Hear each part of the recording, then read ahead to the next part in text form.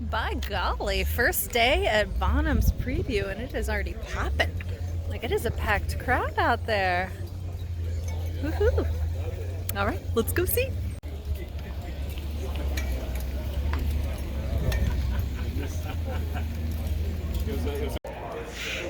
All right, now this is quite beautiful. This is Riley, and I've never seen a Riley before. Okay, they were founded in London in 1896, and unfortunately it's one of those, another scenario where a car manufacturer kind of got taken into this incestuous stuff that would happen in London, England. They ended up becoming, in 1938, part of British Leyland, so it's very nice.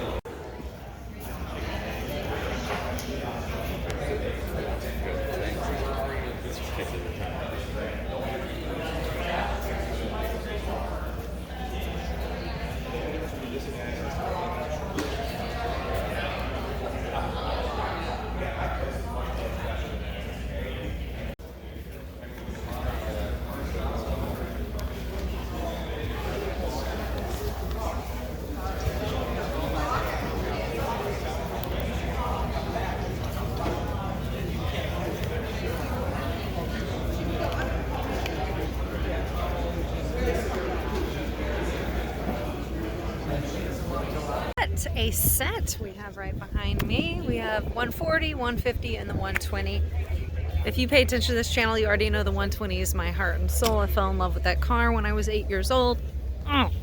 And I started on this thought yesterday while I was walking around the Monterey Cruise Inn by Haggerty, and I didn't get to finish it because naturally I got distracted and started digressing. But the fascinating thing about the 120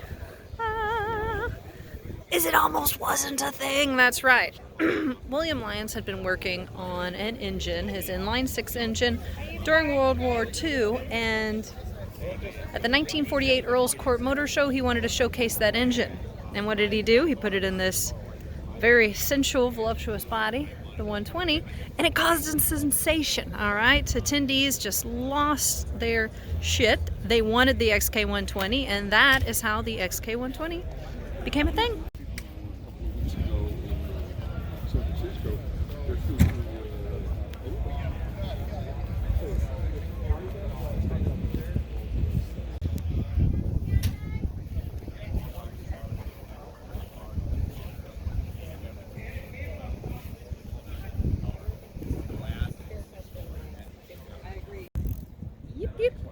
Maybe when you're old enough, I'll tell you a little story about the Spirit of Ecstasy.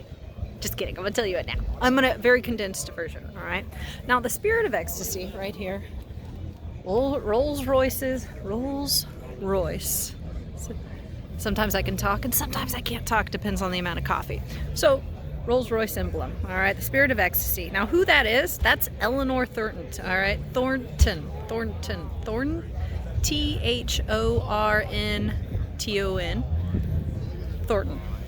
There, I said it properly. So, Eleanor, aka known as Thorn, she is the mistress, the girlfriend of Lord Montagu, all right? And she is the one that was served as the bodily inspiration for the Spirit of Ecstasy.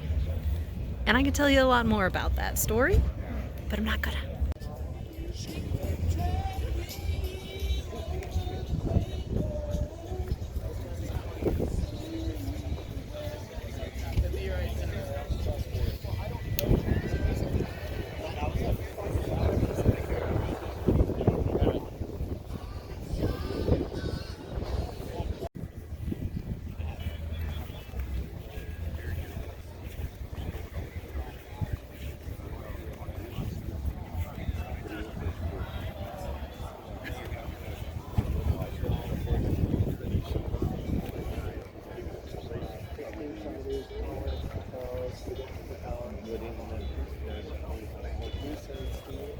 Beloved E-Type, that's right. AKA XKE in my part of the woods over in the States. Now, there's a rumor that old Enzo Ferrari, you know, a cantankerous soul, said once of the E-Type that it was the most beautiful car ever created. Now, did he say that, or was that a super duper clever rumor started by the Jaguar marketing department? I don't know. Guys at race cars, they always at some point they end up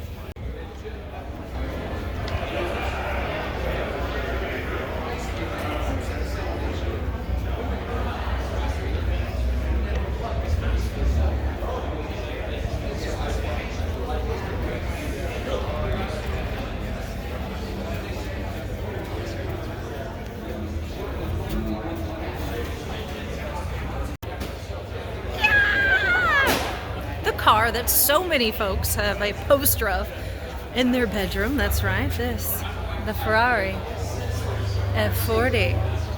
Built from 1987 to 1992. The last Ferrari that Enzo actually gave his kiss of approval to, all right, powered by a 2,936 cc 2.9 liter V8, obviously styled by Pininfarina, because Pininfarina pretty much styled every Ferrari except for two.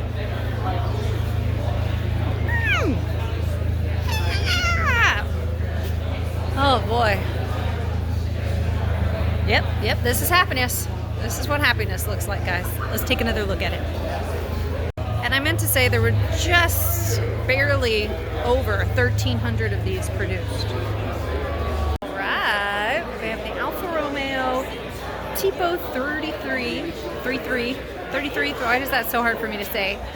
TT12, and I actually had just seen one of these earlier in the year at the Simeone Automotive Foundation Museum out in Philadelphia, so kind of special. Make you go fast, make you go real fast.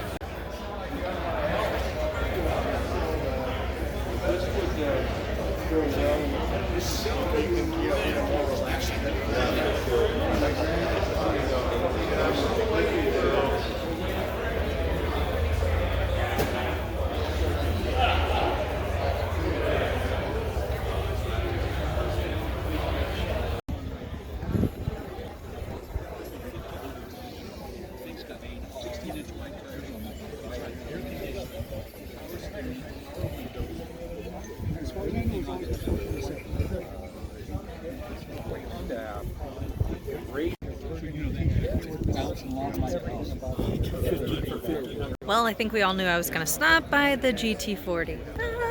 This is a 1967 GT40 Mark IV. It was test driven by Mario Andretti, and it's one of 10 examples built.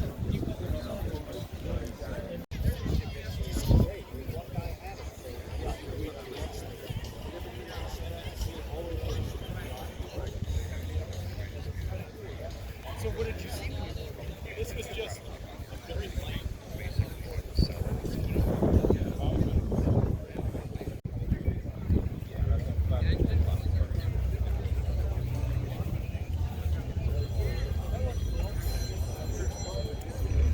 This is cool. This is an AC Fruya fastback. Spelled F-R-U-A. I have no idea if I say anything properly or not. Doesn't really matter. Only 81 of these were ever built. And the AC name's important. It's founded in 1901, one of the oldest British manufacturers. The name's come and gone. I know for a fact Brian Inglis, the guy that started doing the continuation Cobras, somehow got the family to sell the name or impart the name that he was able to use it on those continuation Cobras, but pretty cool. And without AC and the Ace Bristol, we would not have had the Cobra.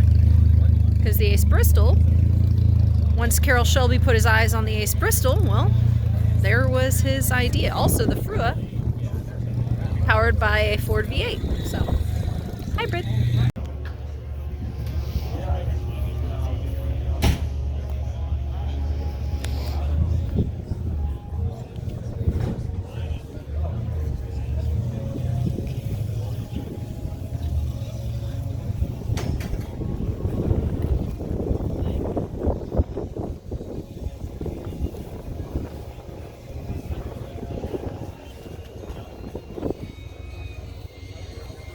What's so fabulous about being a car enthusiast is there will never be a cap to learning or new things and all that. See, this behind me is a 1928 Pedroso. Never heard of it before, never seen one. Super exciting. Powered by a supercharged inline 8, and out of Paris. So I can't wait. I'm gonna go. I like to find things that I go home and I research, and this will be one.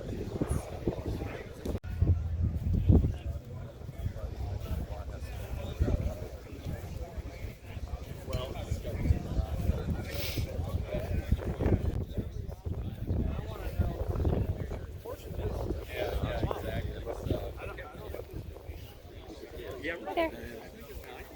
Sorry. Excuse me.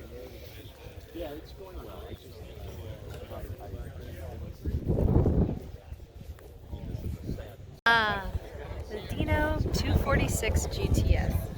I love this car. Now, Ferrari, Enzo decided to create the Dino mark as a way to... He didn't quite want to put anything smaller than a V12 in his Ferraris, alright? Hence, he came out with the Dino. Very short.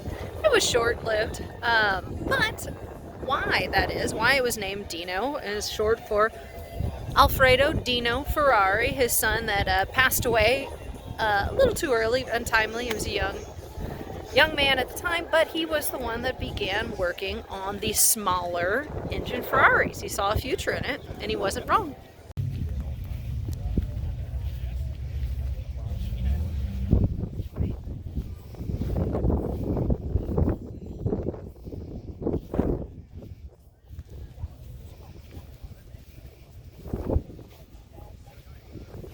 Damn, it's a lot of really good looking 30s Fords.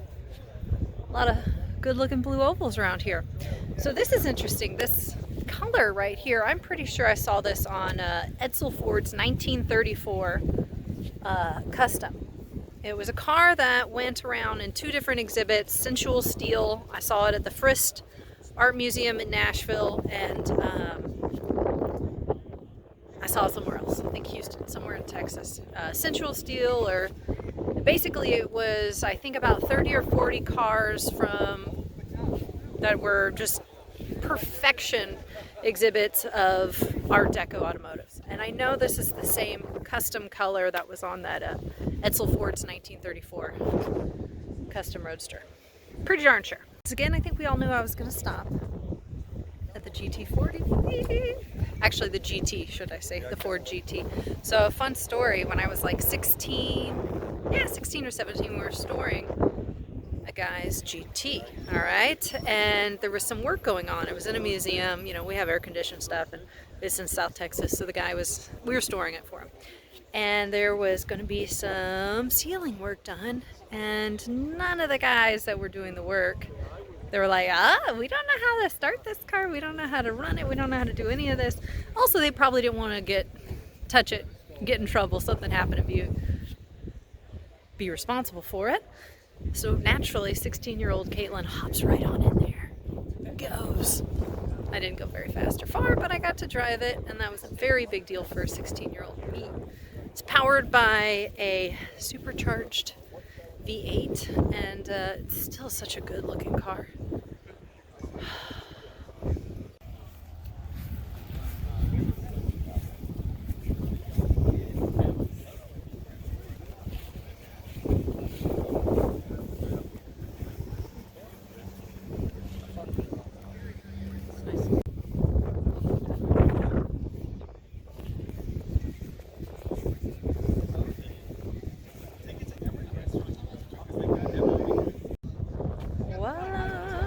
Yes, another car that everybody had a poster of.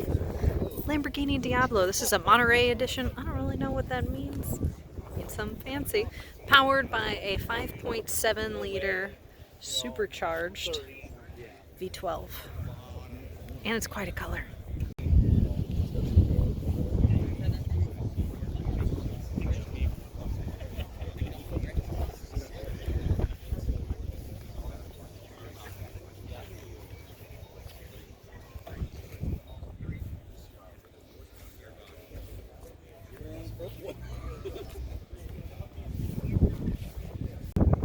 You know, there's a lot of different facts that you can spew off about the DMC DeLorean, from cocaine charges and allegations, which who knows as if that actually happened. But I think my favorite thing is the fact that the DMC had the opportunity to bring together the Protestants and the Catholics. All right, so the DMC manufacturing plant was in Ireland, and literally this is back when this is in the 80s. I mean, they are throwing bombs, there is death, there is just human destruction. And this car had the opportunity to bring actual peace. Didn't happen, things fell through, but it's kind of the most interesting fact on that.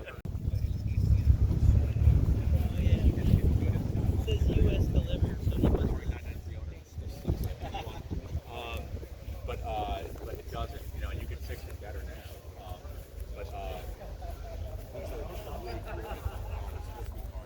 Now, without a doubt, the Pantera has always been a favorite of mine. Grew up around one, and the story behind it is interesting. So you have Alejandro Di Tommaso, a Argentinian born and raised, and kind of an overall badass.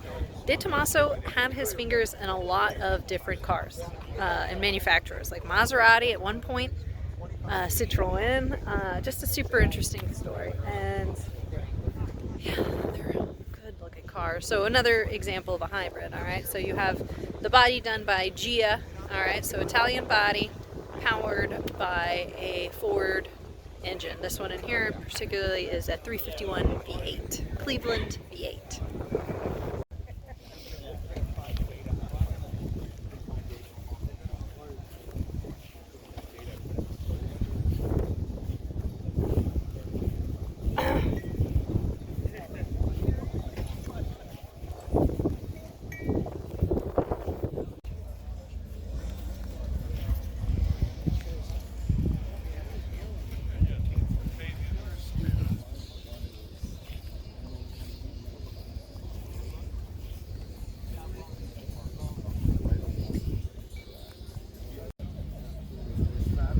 And I would say parking lot being ready.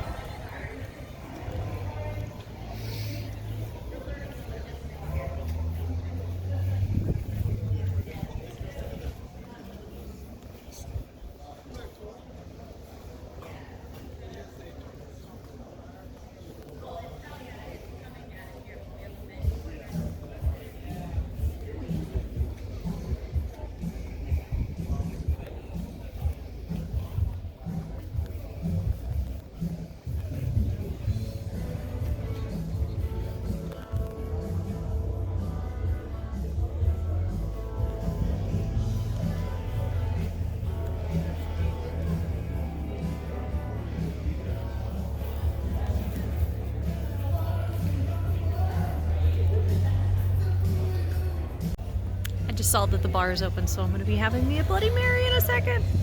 But right behind me, I have a lovely 1911 Packard Runabout. So Packard was one of the 3 Ps. Here's a little messy. It happens. Packard was one of the 3 Ps of luxury in the early American automotive arena. All right, them along with Pierce Arrow and Peerless, and yeah, it's awesome. Cars like this just make me happy. Brass era. I love brass era.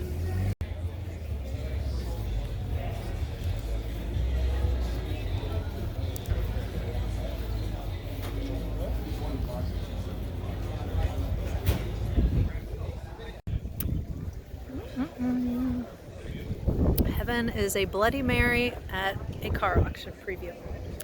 So right behind me, we have a lovely Allard. Now the thing about Allard's, British manufacturer that would put Cadillac, primarily Cadillac engines. They would put American engines in their car.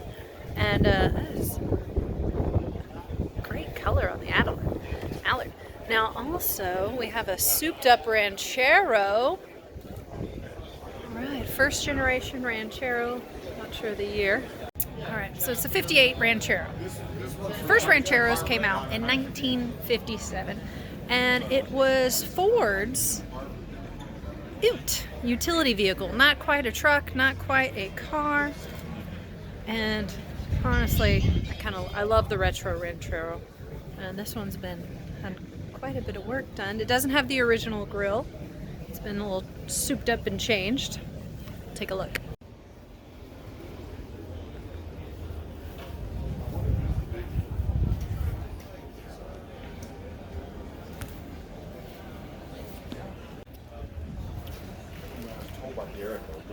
The seat and the steering wheel. He said, you're sitting using great cars. Hello, Jonathan.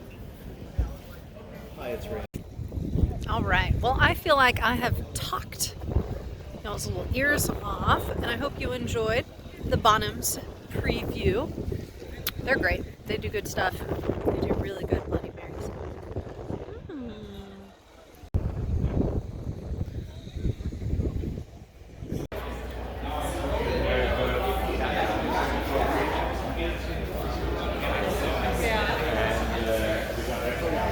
I've been talking to the guy. Yeah.